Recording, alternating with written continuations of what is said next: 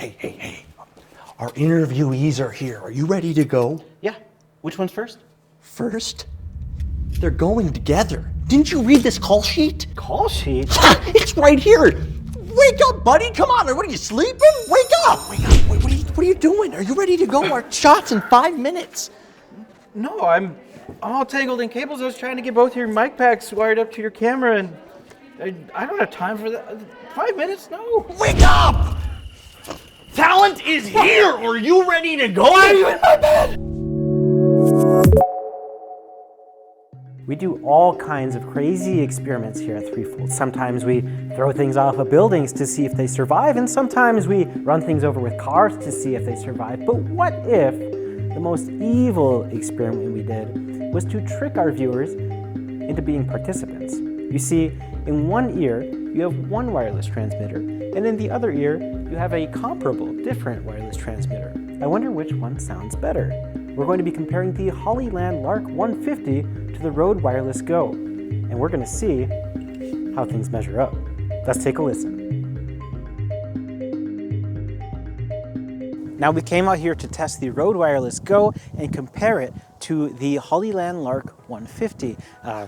We're starting with the Rode Wireless Go. We're going to see how far we can go with each one before they start cutting out. We already have an issue with the Rode Wireless Go. Tried to get the windsock on there, the sleeve on there, but it won't stick. It keeps falling out.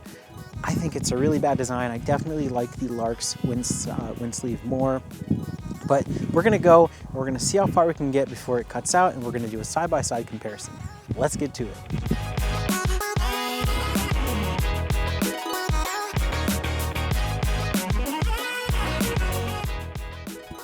Wow, look how far that guy got. Let's see how far I can get with the Hollyland.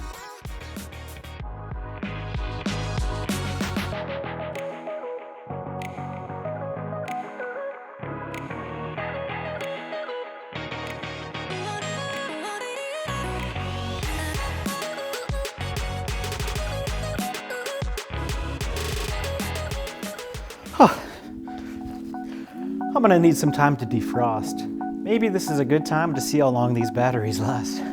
Let's run a side-by-side comparison of each one without any microphones plugged into them to see.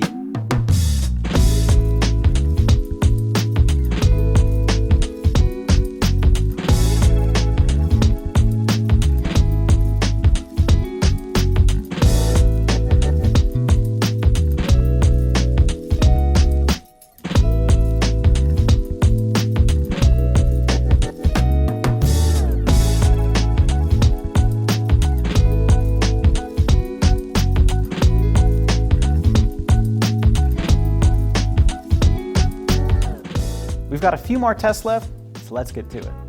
Both of these transmitter and receiver pairs look nice. There's just no denying them. As for which one looks better, well, that's up to your personal preference. I tend to lean towards the aesthetics of the Hollyland Lark 150, as the glossy surface of the Rode Wireless Go smudges way too easily. The reflective surface could also mean issues on set, but that kind of becomes a non-issue since you can cut the reflection by either putting gaff tape over it or flipping it around. Still, it's something to keep in mind. The Hollyland Lark 150 comes in one color. That's this nice shade of gray, slightly off black. Whereas the Rode Wireless Go comes in two colors, black or white. Now I can see a lot of uses for a white set of these, whether it's weddings or interviews where you want to see the microphone. Honestly, I just really like the look of the Rode Wireless Go when they're in white, but I don't think I could justify using such a bright pack on set. The receiver of the Hollyland Lark 150 is bigger. I would say it's about twice as big as the Rode Wireless Go, but it's still manageably small and can fit nicely onto a camera rig. It has the benefit of an extra receiver, of course, and a dedicated headphone output in addition to its line output, whereas the Rode Go Wireless only has a dedicated line output. Now, the controls on the Lark 150 are easier to use in my opinion. You can quickly adjust your dial and get a precise level output, whereas you only get 3 different levels on the Wireless Go, low, medium, and high. As for accessories, the Rode Wireless Go is a little underwhelming for what you get in a pouch. You get a pouch, the transmitter and receiver, some mic slips that fall off when you sneeze, are you kidding me? And you get 3 cables. Specifically, 2 USB-A to USB-C cables for charging and a TRS to TRS cable for camera users. Anything extra, like a TRS to TRRS cable for throwing audio into your phone, or a corded lavalier microphone, well, you're gonna have to buy that separately. Separate accessories are a strong point for Rode setup though. There are so many accessories you can buy, I'm not joking. I'm a fan of the Interview Go. I think it looks hilarious, but I could see that this would have a lot of potential for ENG kits or kits where you're doing a lot of interviews. Meanwhile, the Lark 150 comes with noticeably more in the box. You'll get a charging case, a receiver, and 2 transmitters. The windsocks on the Lark 150 stay in place much better thanks to their use of a plastic TRS style pin to hold it in place. But I'd be lying if I said I wasn't worried about it snapping off while it's holding itself in there. You know how plastic gets over time. A little humidity, a little dehumidity, and they just start breaking.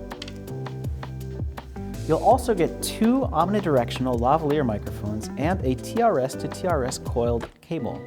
Ours came with a TRS to TRRS cable for phones, but I don't think that's a standard inclusion. Unfortunately, there aren't many aftermarket accessories for the Hollyland like there are for the Rode Wireless Go. But the good news is that you can use some of the Rode Wireless Go accessories with the Hollyland anyway. So that interview mic I mentioned earlier, well, you can just take your Hollyland transmitter and slip it in anyway because it just uses a cold shoe. I'm sure there's a lot of other accessories that you could use in that same fashion. The winner in this category for me has to be Hollyland, mainly because you get extra bang for your buck, but also because you can still use the Rode Wireless Go accessories with the Hollyland for the most part.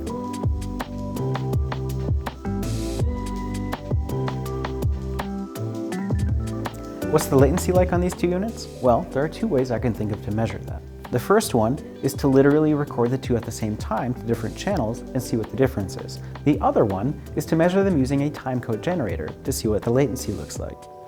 Now, in this setup, we have 3 similar cameras synced up. One is hardwired, one is wirelessly synced up through the Rode Go, and one is wirelessly synced up through the Hollyland Lark 150. Who's the winner? They're the same. Huh. Who's the winner in post? Well, it's barely different. In fact, these 2 are so close that I'd have to call it a tie.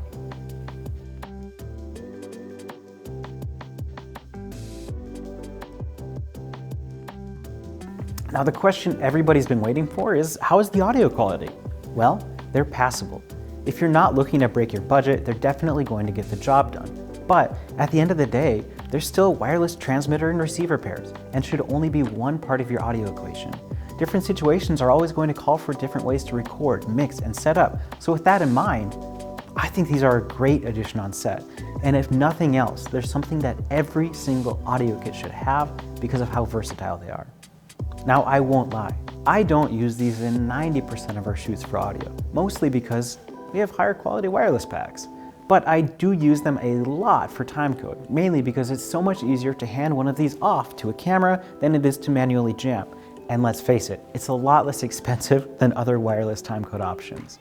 If you have to choose between these 2, the extra transmitter and the dedicated mixer controls on the Hollyland Lark 150 make it a no-brainer. Being able to throw the units into a dedicated case and not have to worry about whether or not they're going to be charged coming out of it makes managing them so much easier, and if you have a small kit, makes it a no-brainer.